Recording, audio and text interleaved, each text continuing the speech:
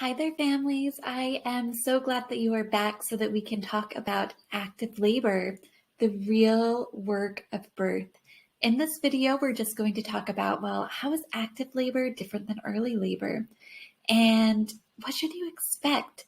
And most importantly, what should you or what can you do to get through this part of labor and to understand what's happening and to normalize the process of birth, of the intensity, of the beauty, of the journey that takes you to that moment of meeting your baby. All right. So there are some fundamental differences between early labor and active labor. The most is that, a mom in early labor, she's still pretty present to the life around her, right? You might be having contractions, but a lot of moms in early labor, you might have a contraction and then they like to talk about it. Oh, that one was sharp. That one I felt here. This one was this or that.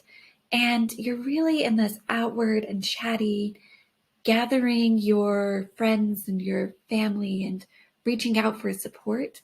From there, you're going to move into a more internal and focused state.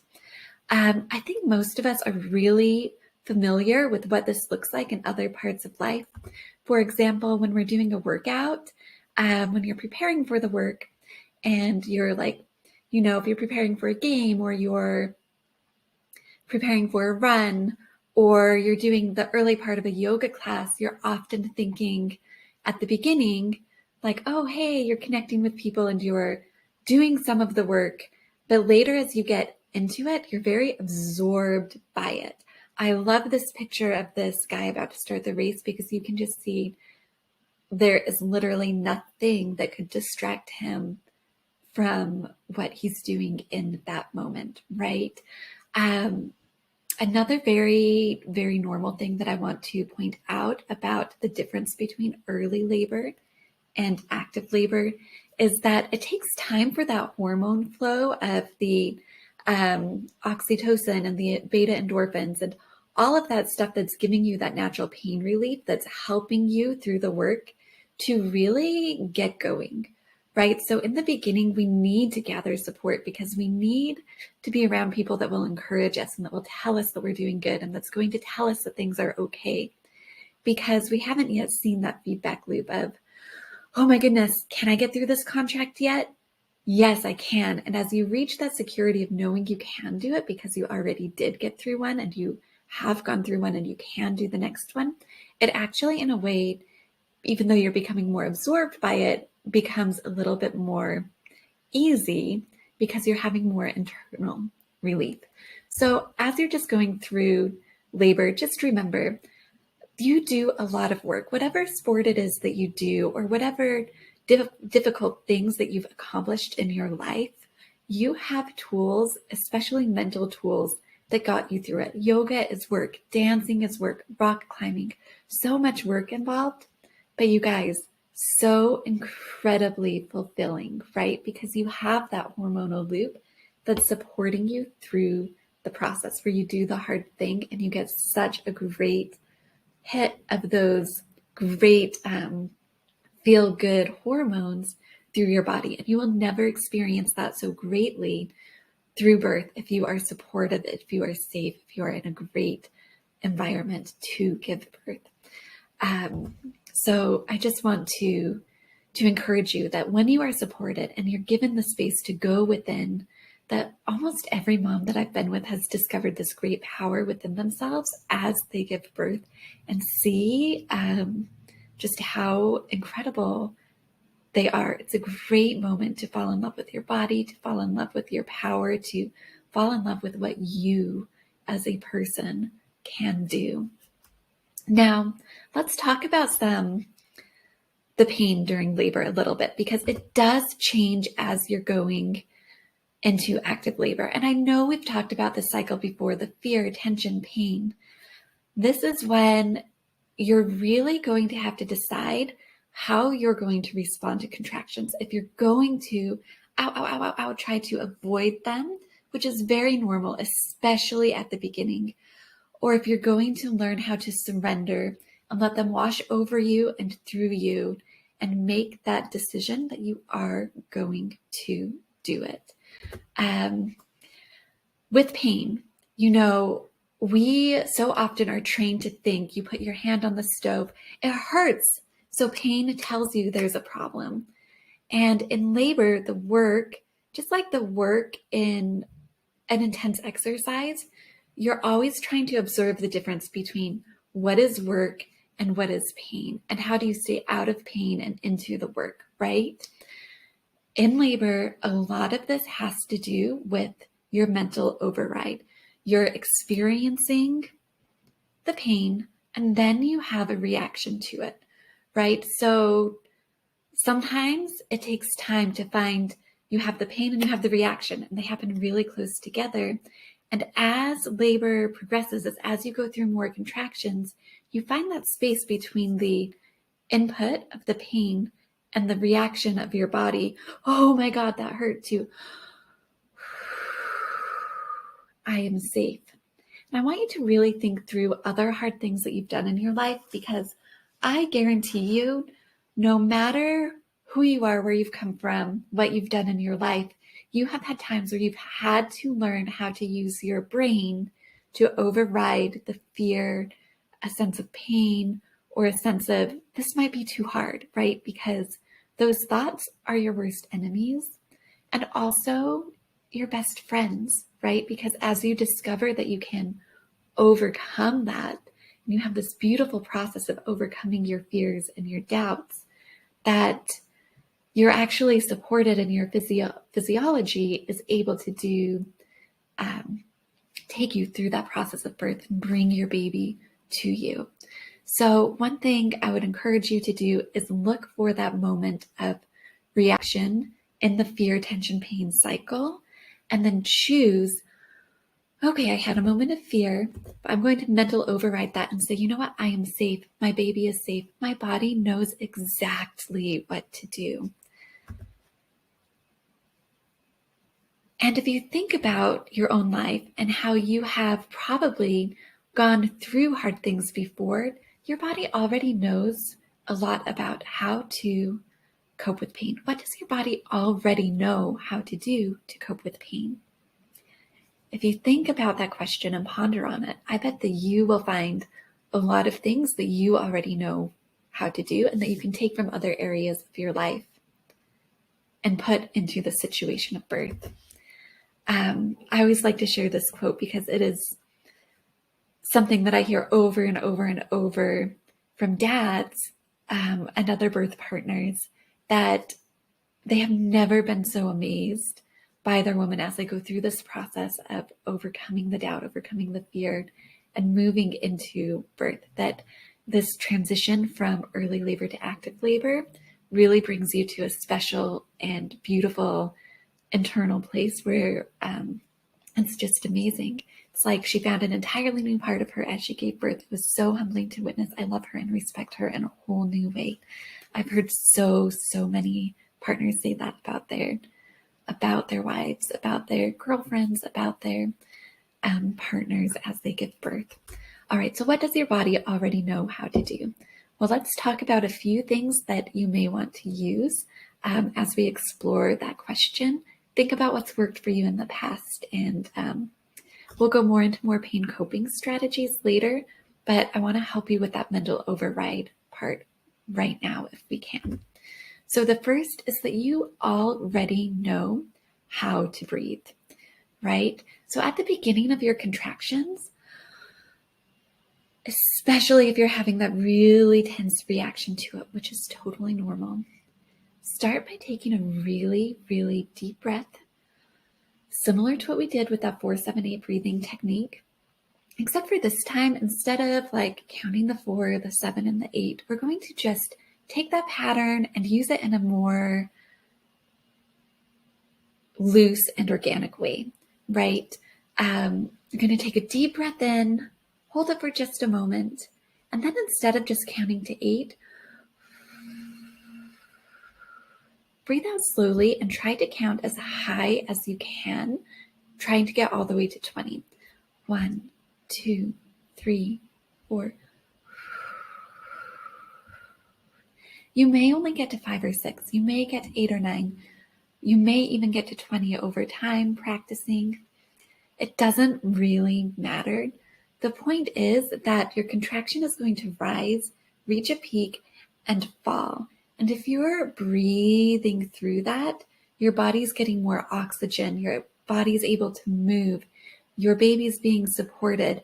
You are doing all the things that you can do to support your body, making progress during your contraction. Whereas if you're always tense like this, it can be very hard for your body to do what it needs to do, right? So continue with that movement during contractions. And if you can at this point, you may, it may take some time and some practice to kind of bring it all together, but start trying to do more cleansing breaths, more counting to get through the contraction. Your body knows how to do that and to get you through that moment of fear, that moment of either are you going to react in fear or by releasing. And again, as your labor goes on, as you practice this, ideally, as long as the fear is not rising faster than your coping, right? Then you'll have that beautiful hormonal support where you'll get such a huge feedback from your body where it will become easier to cope even if the work is getting harder. The next thing that can really help with that mental override is to focus on a mantra, a word, or again, counting. Sometimes that's just partners 1, 2, 3, tapping on your hand so that you can focus. Again, or I remember one of the mantras that really helped me was relief is on the other side. I have to go through it. And just reminding myself that I could go through it. You can do it because you are doing it. All of those mantras are going to help you make the decision to go into it instead of trying to escape and avoid the pain. Some examples of this: I am safe, my body is safe, count to 30, having your partner tap on your hands, trying to release the muscles in your face. There are so many good options, and a lot of these you will practice in the next lesson, as well as doing those meditations in the bonus section are really going to help you practice coming to a deep state of relaxation, because the more practiced you are returning to a state of relaxation, the more that you'll be able to work during the contraction. Let your body work during the contraction and then go limp and release and come to this really deep state of rest between contractions. Let yourself be soothed by the music, by touch. But most women at this point really aren't going to want to engage too much in conversation and anything that will take them outside of the work. The more that your brain disengages, the more that you go into different brain waves and states of consciousness, actually, the more that you're able to disconnect from the pain and just let it all happen. Partners, if your birthing person is being interrupted a lot, this is your main job, is to help them come back to a place of feeling safe, of coming to a place of relaxation, of helping them really, really let go between the work and maintain their focus during the work. All right, so some of you will be getting epidurals during labor. And I want to share this because, even if you get an epidural, it's still very possible to have that fear, tension, pain cycle interfere with your birth. I know this happened to me in my first birth, where I had the fear, tension, pain cycle. Even though I eventually got an epidural, I needed an epidural. My first birth, I didn't want one or need one the second birth. Different places, if you need an epidural or not. Both ways to give birth are amazing, but do not forget that even if you don't need to disconnect as much, the hormonal system is still working. So try to keep your mind on things that are joyful and positive. And if you have anxiety, that's okay. That's normal. We're all it's normal to be unsure and to worry about our little ones and to have that fear during birth because it's something we only do a few times, right? But speak up, ask for help, ask for people to explain things and to slow down so that you're not seeping in that nervous energy, because that seep, that soak in anxiety is going to mean that you're going to need more Pitocin. You're going to need more support getting through labor. Whereas the more you can relax, talk about things you love, the easier that hormonal system will work in the background. Now, during labor, if there's any change in plans, if you ever reach a point where, you wanted labor one way and now your team is suggesting something different, there is a really good way to find out, is this something we need to do now? Is this something that's just an option? Like, where are we on that scale of we need to intervene right away to, well, we're intervening now because we're thinking worst case scenario 10 steps ahead, or it would just simplify life for a nurse or a doctor or somebody who has a lot on their plate, right? Go ahead and just ask, what are the benefits? What are the reasons they're suggesting the intervention? What are the risks to doing it? What are the risks of not doing it? Are there any alternatives? And what does your intuition say, right? Always check in with yourself, because during labor, I never want you to feel like things are happening to you. You have a lot of choices. You have a lot of options, and you deserve to be told enough information that you can make informed choices about yourself, your experience, and your baby. And then another way that you can really see how important things are is just asking if you can wait an hour before making a decision. Because often in labor, if you're moving and you're doing the things that help encourage labor to progress, big changes can happen in a short time. And sometimes it just takes longer, right? So if you just ask for an hour before making a decision, you can delay interventions if that's something you're trying to avoid. And then at the end of that hour, just check in again. Has anything changed? Is baby still safe? Am I still safe? Do I have another hour? And just keep going that way instead of getting into a yes-no argument with your care provider. It makes such a huge difference in you being able to have choices and make choices if you show that you're flexible, if the benefits and risk change one way or the other. All right. Another thing about active labor is that early labor can take a long time. It can be a long, extended process. But the good thing about active labor is that it does not last forever. So keep up with the strategies that will teach you the next thing. Continue to come to a place of rest and release.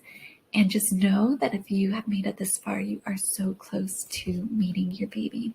So reach for that comfort and peace and let your body do its work. You will be amazed at how you can move through this by following your own intuition and by using some of the strategies in this class. All right. Have a wonderful day. Again, if you have questions, reach out, and we'll see you in the next video where we will talk about some more direct pain coping strategies. All right. We'll see you in the next video. Bye.